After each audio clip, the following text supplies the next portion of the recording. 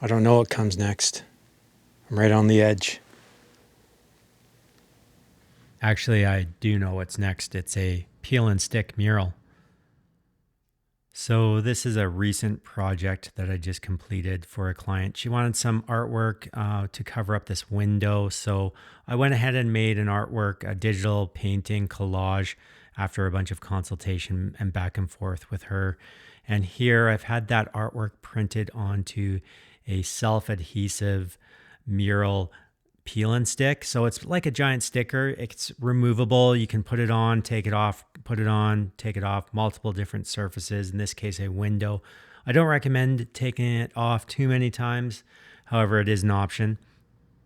In this particular case, it really does look like a stained glass window, even though it's vinyl and it is removable. It also has a function where that it reduces the amount of sunlight entering the room. This room would get quite hot with the direct sunlight, so that's another little added bonus. So here is the final installation.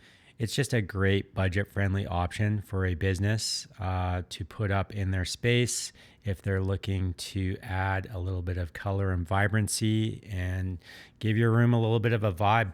It's a great option, and thank you for watching.